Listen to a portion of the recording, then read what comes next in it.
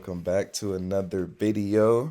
Now in today's video will be a recap of the trade that I took this morning, and I'm not gonna lie, this is the most that I've made in a day so far. So we'll walk y'all through what I saw and why I even entered the trade.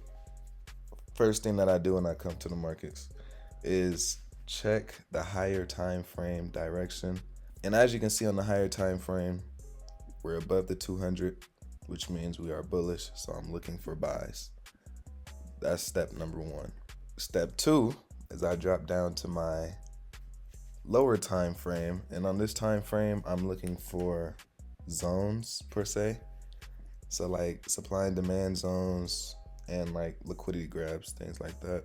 So what I saw in this time frame is this 15-minute zone right here. Now, most of you guys may be asking, like, why didn't I mark the zone like straight on the gray instead of dragging it below? Honestly, this just comes with experience. You know, like sometimes you know when to do it, sometimes you won't do it. But as you can see, price came up, came down, and tapped into my zone. Now, last but not least, step three is I drop down to my entry time zone. And what I'm looking for on this time zone is I'm looking for a cross above or below an EMA. So, and you can also kind of refine the zone if you want. So this is now a 5-minute S&D, and I'm gonna show you why we refine the zone. So if I just left it at a 15-minute zone, which would be this, came down to the 5, and as you can see, it tapped, came up, this blue candle. We could have got in right here, boom, took it right there, and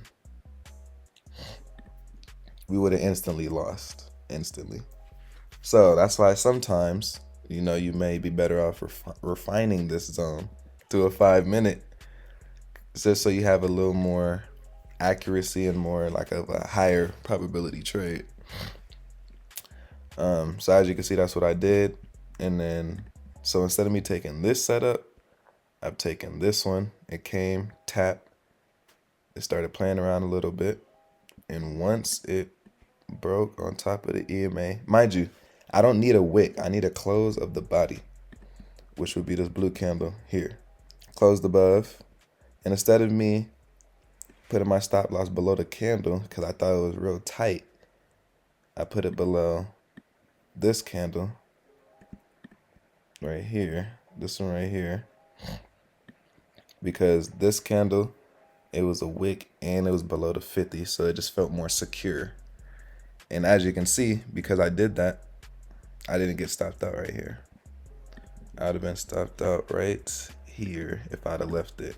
So good thing we did. And then I took this up to a 1-to-1. That is always my first target.